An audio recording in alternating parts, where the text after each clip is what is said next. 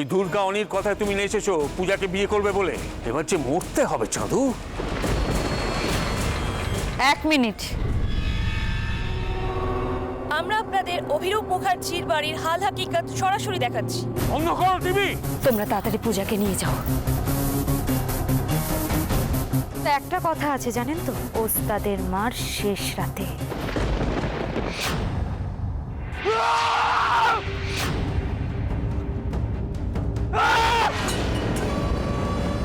দাদা দাদা লেগে যাবে শান্ত হও প্লিজ দাদা। সব শেষ করে ফেলবো আজ। দাদা যা হওয়ার তো হয়ে গেছে, এখন তো আর শেষ করার কিছু নেই। হ্যাঁ ও মেয়ে চলে গেছে বলে খুব ফুর্তি হয়েছে না?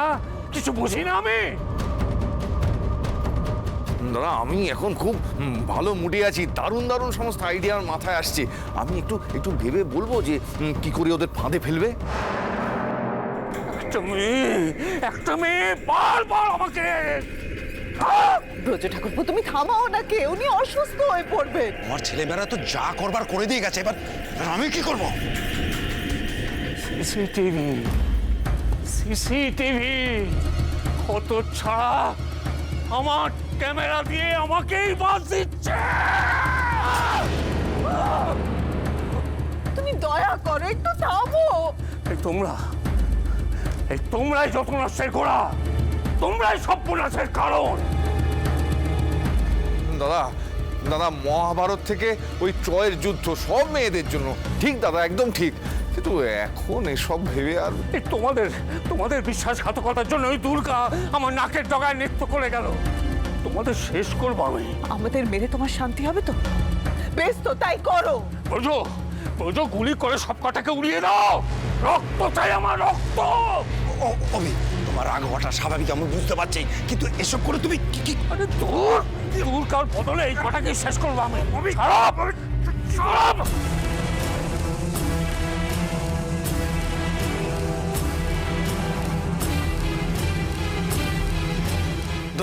দাদা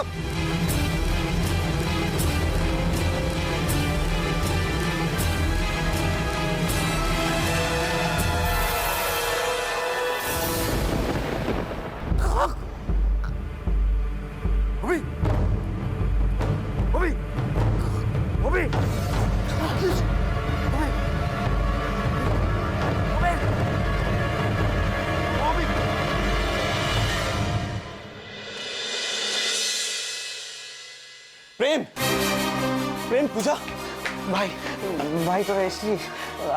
আমার না খুব টেনশন হচ্ছিল জানিস তো। প্রেম, পূজা কেমন আছে? কিরে ওরা কিছু বলেনি? তুই জিজ্ঞেস করিস নি প্রেম পূজা কেমন আছে? কি তুই চুপ করে আছিস কেন? বল না। কি জিজ্ঞেস করবো আমি? কি জিজ্ঞেস করবো? আমি তো নিজেই জানি ব্যাপারটা কতটা সিরিয়াস। আরে তুই তো ডক্টর নোস, একবার তুই জিজ্ঞেস করবি যে ও কেমন আছে। আচ্ছা ঠিক আছে বনি। প্রেম তুমি এইদিকে বসো। বসো, দেখো পূজার কিচ্ছু হবে না। আমার মাথা কাজ করছে না দুর্গা, আমার শুধুই মনে হচ্ছে যে আমি পূজার কিচ্ছু হবে না প্রেম, আমি বলছি পূজার কিচ্ছু হবে না। অঞ্জনদাকে খুব টেন্স দেখালো, ভিতরে চলে গেল, কিন্তু যাওয়ার সময় জোর দিয়ে বলেও গেল না যে পূজা সুস্থ হয়ে যাবে। আমার ভয় করছে, আমার খুব ভয় হচ্ছে যে পূজা আমাকে কোথাও। পূজা আমারও বোন প্রেম, এত ভেঙে পড়ার কিচ্ছু হয়নি। আমরা সবাই এখানে আছি। Please Prem, please. পূজার কিচ্ছু হবে না, কিচ্ছু না।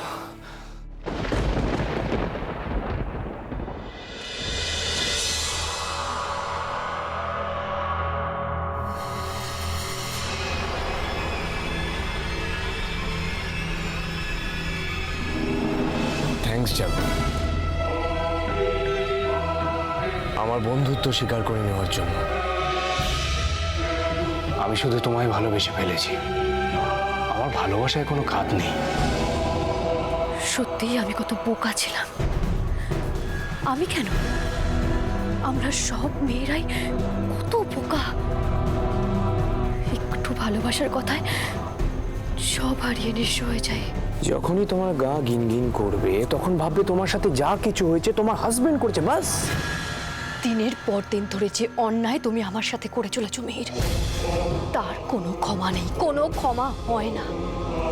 তার শাস্তি আমি নিজে তোমায় দেব।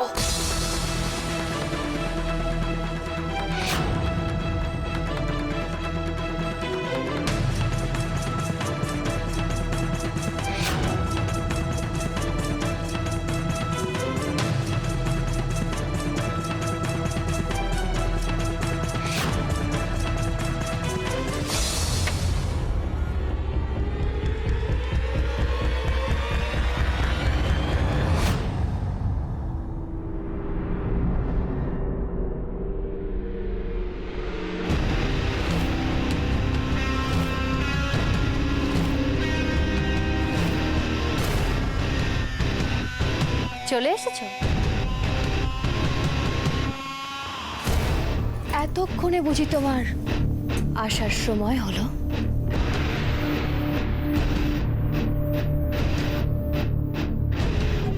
কতক্ষণ ধরে আমি তোমার জন্য অপেক্ষা করে আছি মিহির। হঠাৎ করে ওর কি হলো?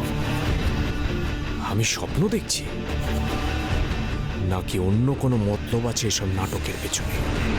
কি হলো? তুমি এভাবে কি দেখছো আমায়? এটা ট্র্যাপও হতে পারে। দুর্গারই তো দিদিও। বিশ্বাস হচ্ছে না বুঝি? মনে হচ্ছে আমি কোনো ভুল করেও সেটা করার চেষ্টা করো না। আমি আবার বিয়ারা মেয়েদের ঠিক পছন্দ করি না।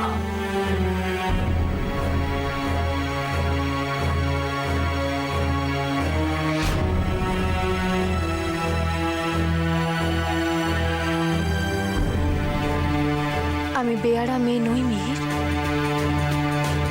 আমি তোমার চারু।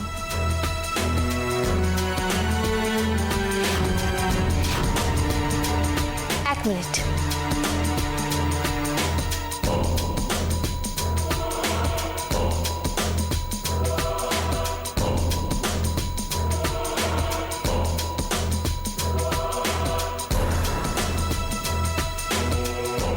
এই বাড়াবাড়িটা আমাকে আরো ভাবাচ্ছে। ডাল মে জরুর কুছ কালা হে। ভাবগতিক আমার ভালো ঠেকছে না।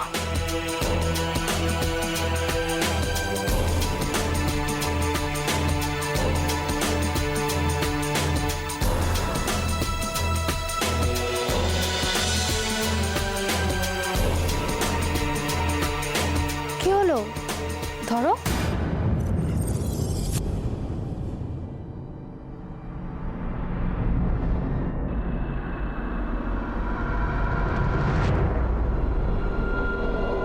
দেখছো কি? খাও, ওতে বিষ নেই মিহির। আর তাছাড়া তোমাকে মেরে আমি নিজের সর্বনাশ করব, এত বোকা আমি নই। এতদিন তোমাকে অন্যভাবে দেখেছি, আজ যা দেখছি সেটা তো আমার কাছে নতুন, তাই একটু টাইম লাগছে। বাট খারাপ লাগছে না তোমাকে? পোষমানা মেয়েদের লাইক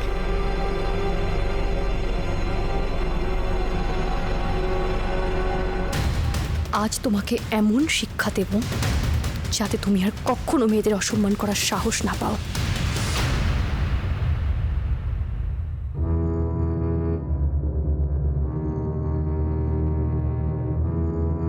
কি বুঝছেন?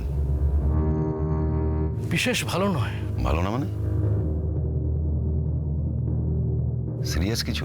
হ্যাঁ, তা বলা যায়। ওনার একটা মাইল্ড অ্যাটাক হয়ে গেছে। হে ভগবান, তার মানে ওনাকে হাসপাতালে? না, ওকে এখন বাড়ির বাইরে নিয়ে যাওয়ার ঝুঁকি নেওয়া যাবে না। আপনি বলুন, ওর এখন বিপদ কেটে গেছে তো? হ্যাঁ, তবে কোনো রকমের কোনো টেনশন বা উত্তেজনা ওনার মারাত্মক ক্ষতি হতে পারে। আপাতত বিশ্রামটা খুব জরুরি।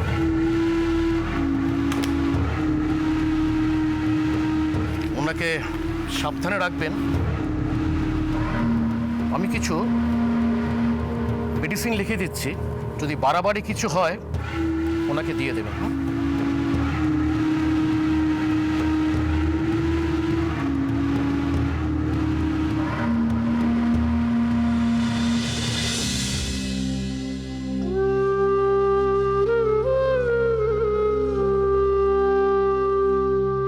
কেঁদো না বৌঠান, সব ঠিক হয়ে যাবে। সবকিছু হাতের বাইরে চলে যাচ্ছে ব্রজ ঠাকুরপো। রোজনার সেবা করছি, নিষ্ঠা ভরে পুজো করছি, কিন্তু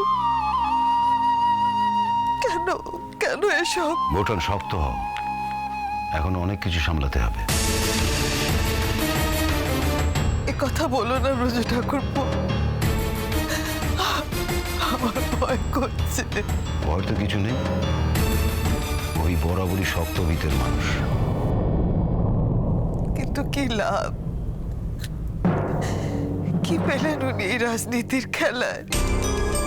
এতদিন অভির সঙ্গে সংসার করে তুমি এই কথা বলছো বৌঠান? হ্যাঁ, আমি বলছি কারণ আমার সংসারটা আমার চোখের সামনে ভেসে যাচ্ছে এই রাজনীতির খেলায়, এই নোংরা খেলায়।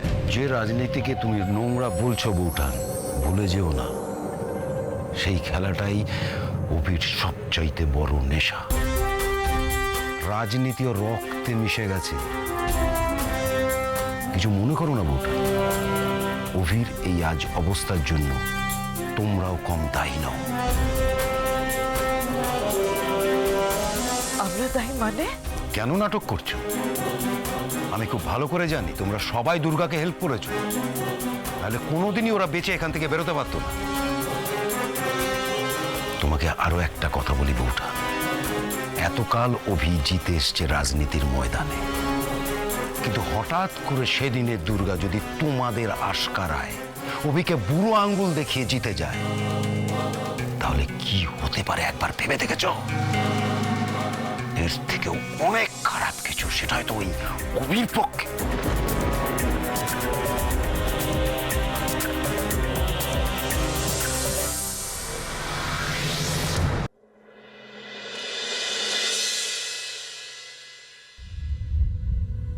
অনি, প্রেম কিছু খেয়েছে? হ্যাঁ, ওকে আমি ক্যান্টিনে কফি দিয়ে বসিয়ে আসলাম। জানি না ও কতটা খাবে। তা তুমি চলে এলে কেন? কি করব আমি? কি করব দুর্গা? আর কত শক্ত হওয়ার অ্যাক্টিং করব আমি? আর বেশিক্ষণ ওর সামনে থাকলে ও বুঝে যেত যে আমিও ওর মতোই। পূজার কিছু হবে না অনি, তোমাদের মন রাখার জন্য আমি কথাটা বলছি না। পূজা সুস্থ হয়ে উঠবেই। এত জোর দিয়ে কথাটা বলছো কি করে দুর্গা? তুমি বলো না, দুর্গা কোনোদিনও হারতে পারে না। পূজাও তো একজন দুর্গাই। ভেবে দেখো, বাড়িতে থেকেও ও সবসময় আমাদের পাশে থেকেছে, আমাদের সাহায্য করেছে। নিজের জীবনে ঝুঁকি আছে জেনেও মেয়েটা সবসময় আমাদের হেল্প করেছে, কখনো নিজের জীবনের কথা ভাবেনি। ওরা জেনে গেছে যে আমি লুকিয়ে এখানে এসেছিলাম। গড, আমার জন্যই তো ওদের প্ল্যানটা সাকসেসফুল হয়নি। দুর্গা জানো, আমি পূজাকে আমার সেই ছোট্ট বোন হিসেবেই সবসময় দেখে এসেছি। আমি ভাবতে পারিনি যে পূজা এতটা বড় হয়ে গেছে। আমার এই লড়াইয়ে পূজার অবদান কিছু কম নেই অনেক।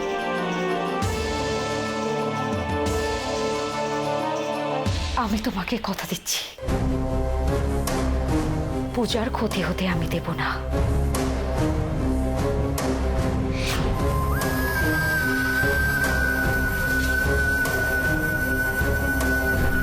তোমাকে এভাবে কাঁদতে প্রথমবার দেখছি। কেঁদো না প্লিজ, তোমার চোখে জল মানায় না। মনি, তোমার তোমায় একটা কথা জিজ্ঞেস করব? মনি, জেঠুমনি আমাদের ভালোবাসে না, তাই না? যেভাবে জোর করে দিদিভাইকে বিয়ে দিয়ে দিয়েছিল, ঠিক সেইভাবে পূজা দিদিকেও। কেন মনি? কিসের শাস্তি পাচ্ছি আমরা? মেয়ে হওয়ার জন্য? মেয়ে হওয়া কি অন্যায় মনি? এগুলো কে বলেছে তোমাদের? এসব ধারণা আগে ছিল, কিন্তু কিন্তু এগুলো ভুল। আচ্ছা তোমরা বলো তো, দেশকে মা কেন বলা হয়? তোমরা কি এটা জানো আমাদের যে এত ভগবান, তাদের শক্তির উৎস কি? মাতৃশক্তি। একটা পুরুষ মানুষকে একজন নারী জন্ম দেয়। তাহলে তোমাদের হয়তো কথাগুলো কঠিন মনে হতে পারে, কিন্তু একটু ভেবে দেখো, মেয়ে বলে গর্ব হবে তোমাদের, যেমন দুর্গার জন্য হয়। দুর্গা একটা ওইটুকু মেয়ে, কি করে তোমাদের জেঠুমনির সঙ্গে? বাহ, আমি কোথায় জমি শক্ত করার চেষ্টা করছি, দাদাকে খুশি রাখার চেষ্টা করছি, আর তুমি এই বাচ্চাগুলোর কানে বিষ ঢালছো। ওরা কেউ বাচ্চা নয়, যথেষ্ট বড় হয়েছে, আর আমি ওদেরকে সঠিক পথ দেখানোর চেষ্টা করছি। সঠিক পথ? হ্যাঁ, আর এই পথে চললে ওরা তো মরবে, যেমন মরবে দুর্গা। মারতে পেরেছো কি? অনেক তো চেষ্টা করেছো, মারতে পেরেছো দুর্গাকে?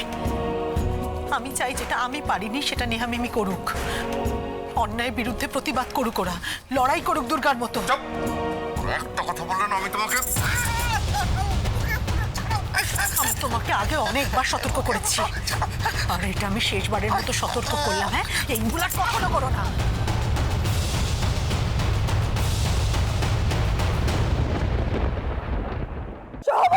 মা, মাথা খারাপ হয়ে গেছে তোমার? বাবা, তুমি এখানে দাঁড়িয়ে দাঁড়িয়ে সব দেখছো? না রে, আমি তো তোর মাকে সেই তখন। তোমার বাবার ওটাই অভ্যেস, উনি ওটাই পারে। দেখো দেখো বেলা, আমি তো তোমাকে অনেকবার বুঝিয়েছি। কি বোঝাবে তুমি আমাকে? হ্যাঁ, কি বোঝাবে তুমি আমাকে? তুমি নিজে বুঝেছো? তুমি নিজে বুঝেছো যে আমাদের মেয়েটা? মা, এইভাবে কিন্তু কোনো প্রবলেম সলভ হয় না। তুমি প্লিজ নিজে মাথা ঠান্ডা করো, শান্ত হও। ভুলে যাওয়া সহজ, মায়ের কষ্টটা তোরা কেউ বুঝবি না। মা, আমি যদি না বুঝতাম তাহলে এইভাবে ছুটে আসতাম না। আর পূজা, ও কিন্তু ভালো, ও বাকি 5 জনের মতো নয় এই বাড়ির মতো। হ্যাঁ, আর মাথা মোটাও, নিজের সর্বনাশটাও নিজে করেছে। আর আমরা তো খুব বুদ্ধি করে চলেছি, সর্বক্ষণ দাদার মন জুগিয়ে চলেছি। কি ভালো হয়েছে আমাদের বলবে? কি ভালো হয়েছে আমাদের? হ্যাঁ, বুঝাবো কা, ও নিজের মনের কথা শুনেছে, তাই আজ আমার ওর উপর এতটুকু রাগ হচ্ছে না। আজ আমার ওর জন্য গর্ব হচ্ছে, জানো? তাহলে শোক করছো কেন? হ্যাঁ, শোক করছো কেন? শোক করছি নিজের ভুলের জন্য। হ্যাঁ, আমার নিজের ভুলের জন্য শোক করছি। আমি মা হয়ে আমার সন্তানকে, আমার মেয়েটাকে বুঝতে পারিনি।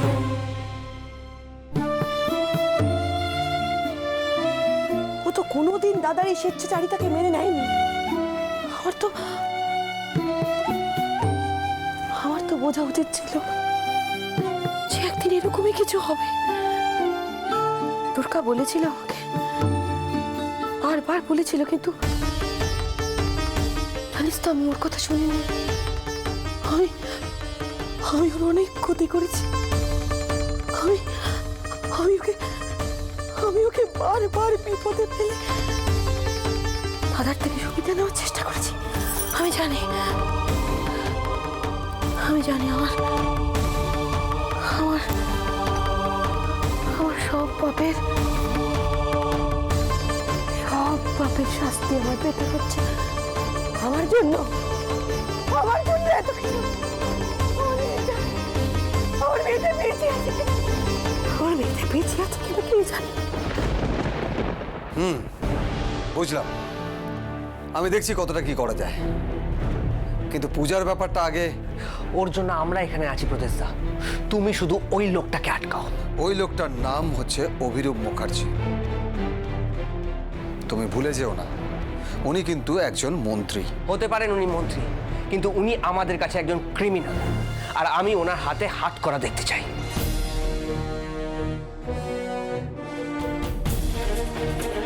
সরি অনি, কিছু মনে করিস না। প্রেম, অভিরূপ মুখার্জি আমার বাবা ঠিকই, কিন্তু তার সাথে আমি এটাও জানি যে তার পাপের লিস্টটা অনেক বড়। আমি ওনার শাস্তি চাই, কিন্তু তার আগে পূজার সুস্থ হয়ে ওঠাটা খুবই জরুরি। একদম ঠিক। আর তার কারণ, পূজার স্টেটমেন্ট ছাড়া বড় কোনো স্টেপ নেওয়া যাবে না। কিন্তু অঞ্জনদার সাথে তো এখনো কথা বলা যায়নি। পূজা কেমন আছে না আছে আমরা তো এখনো কিছুই জানি না। আর ভেতর থেকেও এখনো কোনো খবর আসেনি, কাউকে জিজ্ঞেস করার সুযোগটাও পাচ্ছি না। মাঝে মাঝে এই অপেক্ষা কেমন একটা ভয়ের। অঞ্জনদা, অঞ্জনদা, পূজা ভালো আছে তো? ভয়ের কিছু নেই তো? আচ্ছা তুমি কথা কেন বলছো না বলো তো? বলো না পূজা কেমন আছে।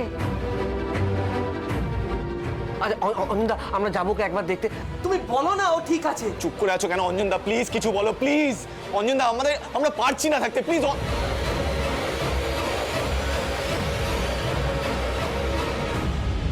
পূজা,